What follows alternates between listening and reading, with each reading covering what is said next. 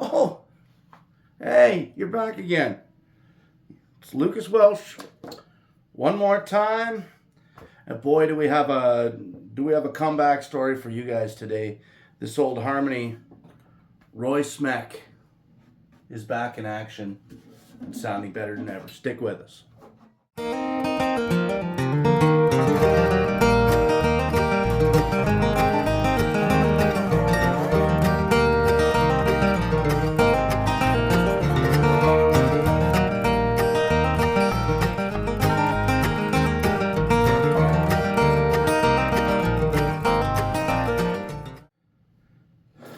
Well, this guitar has seen some stuff. Okay, it's been through the dishwasher a couple times. Probably survived, a couple hurricanes and some plow winds and who knows what else. It came to us from a family.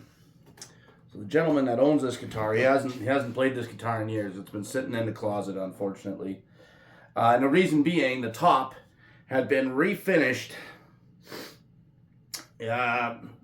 with dirty old paintbrush from somebody's barn that they found back in 1982. It was thick and nasty and bad, and it looked terrible. And it was a situation where, oh, I think I can fix that for you, buddy. One of those kind of deals. You ever had your neighbor come over and you're working on the truck and he says, man, I should help you out with that a little bit. And by the time you're done, it took you 2 weeks longer than it should have and $400 worth of extra parts. Yeah, that's kind of the case here.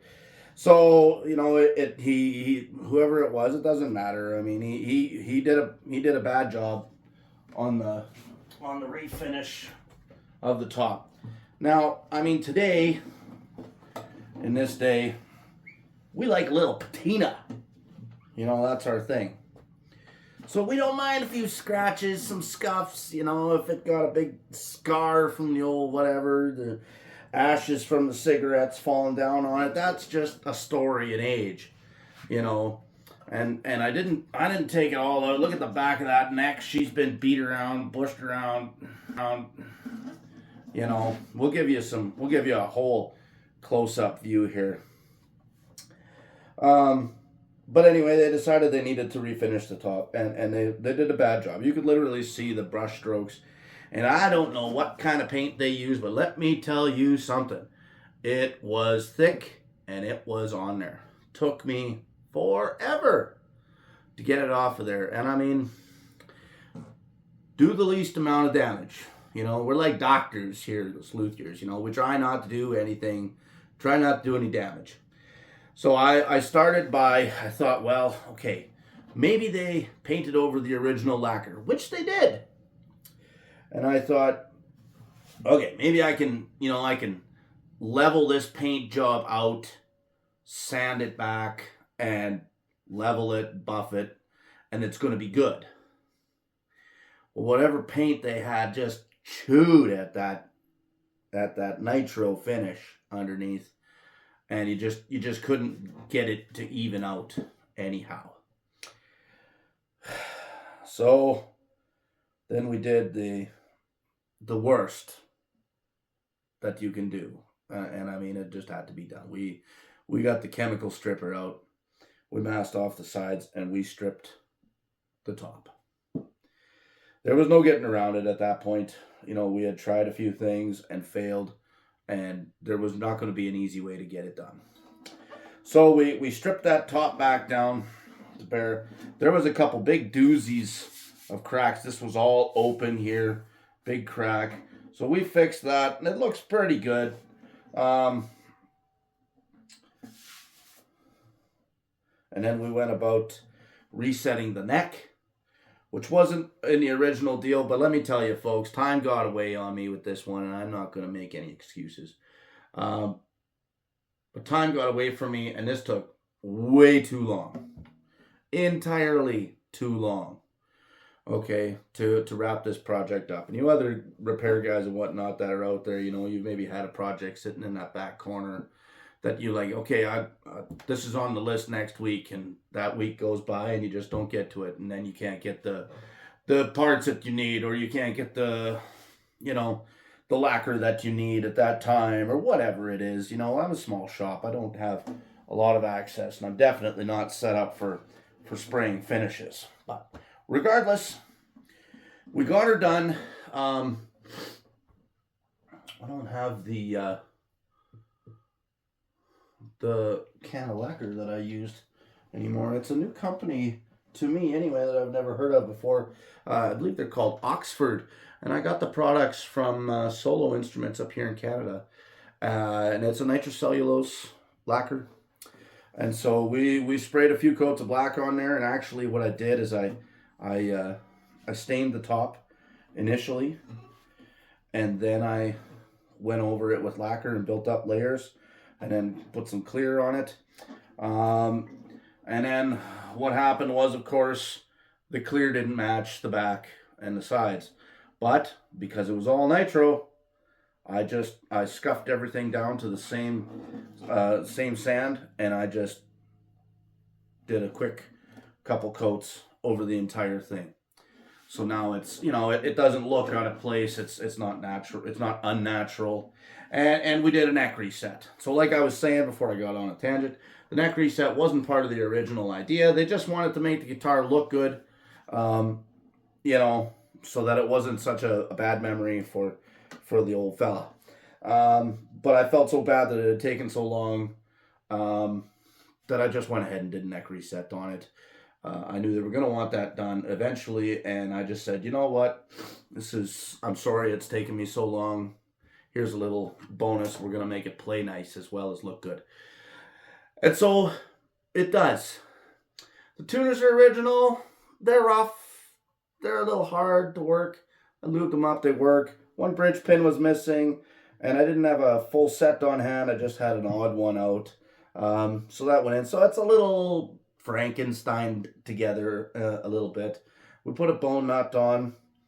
And it's not perfect by any means. What have we got for an action here? I think when I checked, we were sitting around just like 2 1/4 mils at the 12th, So for me, it's quite comfortable. I might do a little bit more nut work yet, but I got to be a little careful because the neck does have a little wonk to it. In a perfect world, I would have pulled the fretboard, reinforced the neck, or put a truss rod in it, and then put it back on. But that was definitely not in the plans. Man, she's pretty.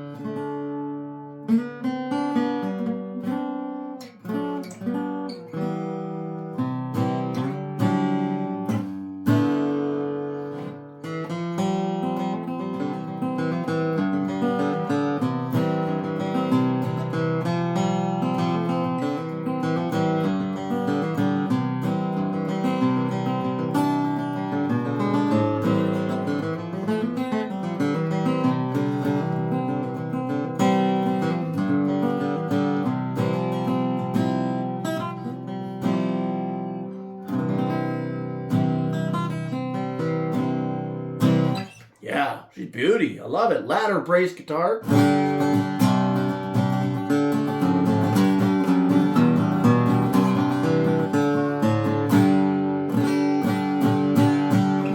Like this thing honks. It's great. Like it's got a big sound. It's not sure what you call this. Is this what they would call like their grand auditorium, grand concert? It's almost OM-ish size, but full thickness. Maybe a little even bigger than what a real OM would be. Perfect. Like I like it. It feels great. The neck's a bit chunky. It's a harmony, folks. Okay, it's not a Martin. It's a harmony. The neck's a little bit long chunks. You know, probably a poplar neck. Hard to tell with a black thing, but a lot of these guitars were poplar necks, and they've stood up pretty well. This one, like I said, could use some straightening, or better yet, a truss rod. A truss rod would go a long ways in this guitar. If it was my personal guitar, I'd slap a truss rod in here, and a pickup, and this sucker would be on stage.